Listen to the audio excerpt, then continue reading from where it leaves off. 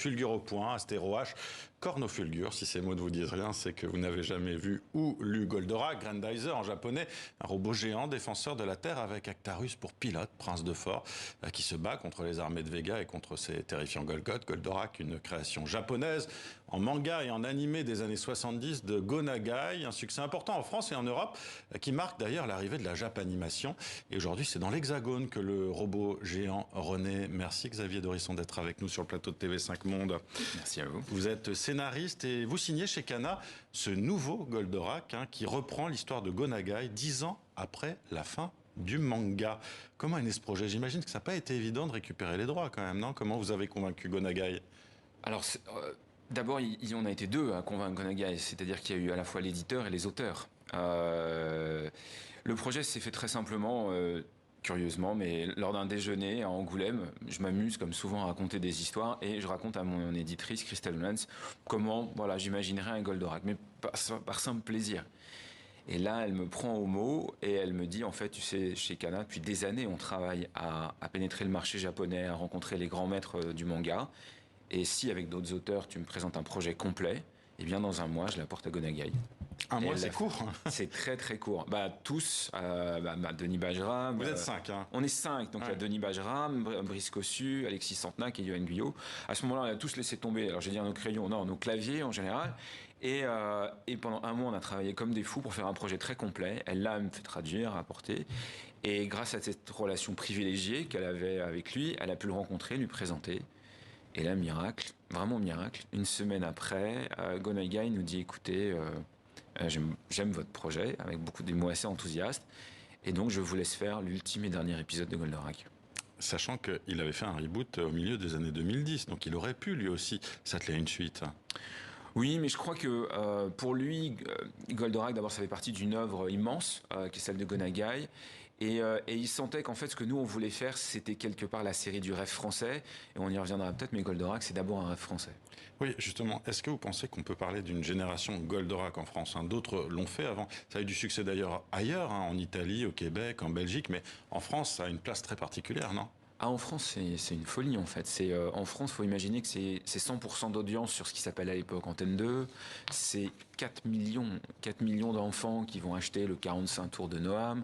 C'était des génériques aussi, Goldorak. Ouais, du générique, voilà. Malheureusement, la rédactrice en chef a dit non, on passe pas, il y a des questions de droit d'auteur. Mais c'est des génériques et une très belle musique intérieure. Mais en fait, c'est littéralement un phénomène français. C'est la couverture de Paris Match. Voilà. Et c'est toute une génération, oui. Les années 70, vraiment. La série est arrivée en France en 78. Elle a été diffusée jusqu'en 83-85. Et c'est nous, en fait.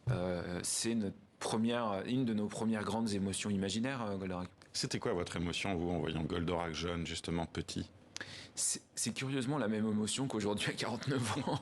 C'est-à-dire, c'est les poils du cou qui se dressent et cette idée à la fois chevaleresque, romantique, sentimentale et pleine d'évasion, en fait, qui vous transporte. Et violent aussi, hein? Oui, il y a de la violence dans Goldorak. Je dirais que c'est de l'action, ce qui n'est pas tout à fait la même chose. Mais ça avait quand même cette spécificité d'être une violence qui quand même pouvait être vue par des enfants, on va dire, de 10 ans. Et au moins, ils comprenaient que pour une fois, on leur parlait comme à des adultes et pas comme à des bébés. Ce qui, je pense, a joué dans la fascination qu'on a eue pour Goldorak. Qu'est-ce que vous avez voulu apporter à cette histoire de Goldorak, vous? D'abord, on a voulu respecter ce qui avait été fait avant. Tous les personnages sont là 10 ans après. Tous les personnages sont là et donc nous, c'est un dernier épisode, c'est une suite. Donc forcément, les 74 épisodes d'avant étaient respectés. Et nous, ce qu'on a apporté, c'est, vous verrez, c'est un peu ce que vivent les personnages. C'est-à-dire qu'ils ont, nous, on a 30 ans de plus, mais eux, ils ont 10 ans de plus. Et c'est un regard à la fois nostalgique et amoureux d'adultes qui regardent leurs aventures d'enfance ou de jeunesse. Ce sont des retrouvailles aussi. Le dessin aussi, alors là, on est quand même sur une patte très européenne, non? On est sur une patte qui est à la fois une patte européenne, japonaise et américaine. C'est très curieux.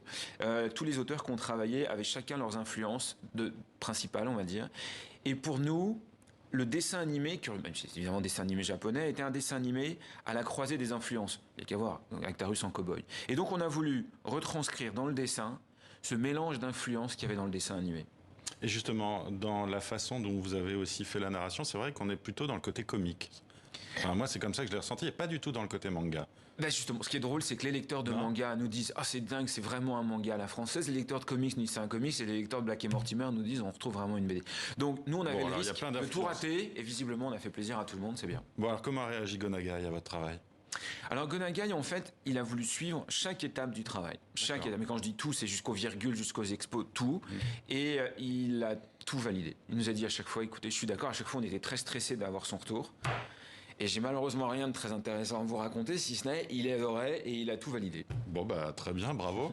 Merci. Alors, on sait le succès du manga en France, hein. Je crois que cette année, le marché a doublé sur le territoire français pour s'établir à 212 millions d'euros de chiffre d'affaires. C'est énorme.